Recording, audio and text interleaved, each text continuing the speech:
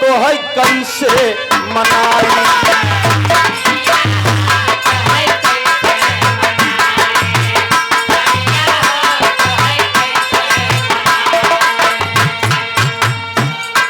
रतिया में हमरे न लागे उहाई, दुल्हा हो तो है कैसे मनाई।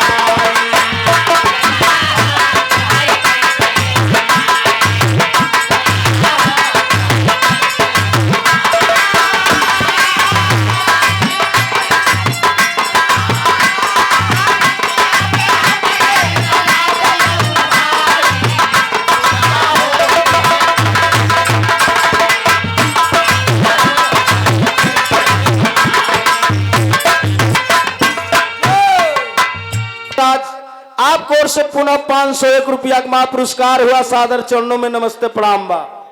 क्या बात है, पुनः फिर महा पुरस्कार 501 रुपया का महा पुरस्कार बाबू घनश्याम यादव शांतिपुरम फाफा मऊ प्रयागराज के धरती से जोरदार ताली हो जाए। 501 रुपया का महा पुरस्कार। सेवा में श्रीमान पुनः माया पुरस्कार फिर 501 रुपया का महा पुरस्कार बाबू घनश्याम यादव शांतिपुरम फाफा मऊ प्रयागराज के धरती से।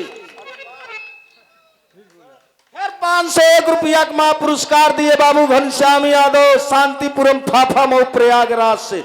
फिर बाबू घनश्याम यादव प्रयागराज शांतिपुरम फाफा मऊ के धरती से पुनः फिर 501 रुपया का महा पुरस्कार के सादर चरणों में नमस्ते प्रणाम बहा है। बाबू घनश्याम यादव शांतिपुरम फाफा मऊ के धरती से 500 फिर पुनः महा पुरस्कार के जोरदार ताली हो चाहे। सादर चरणों में नमस्ते प्रणाम बहा है। फिर बाबू घनश्याम यादव फाफा मऊ शांतिपुरम के धरती से 501 रुपया का महा पुरस्कार के सादर चरणों में नमस्ते प्रणाम बा। मालिक सुखी रखे, परिवार सुखी रहे सब। बीतल जवानी आई गई है वृद्धा बनवा,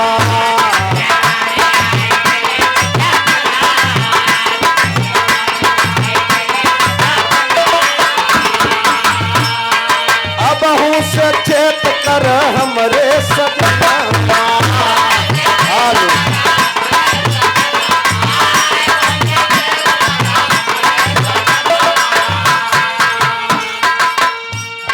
एक गीत के दादा गायन केवल कबीर साहेब के भजन और भाव के चक्कर में, लेकिन आजकल इलाहाबाद कमरे गवैया के मेहरारू मन सेधु में फिट कर दे सुने भान।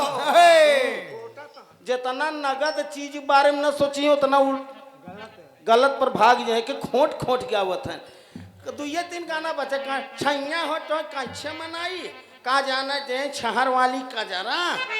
हाँ खोटा भाई और काया बीतल जवानी आई गईले वृद्धा बनवा। कबीरदास कहन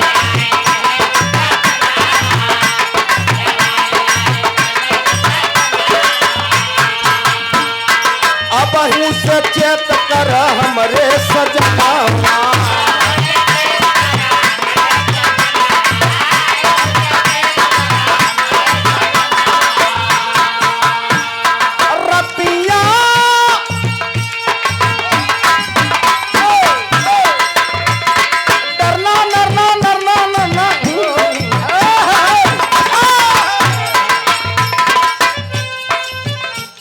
कबीरदास का थन पले गुरु परमार साहब का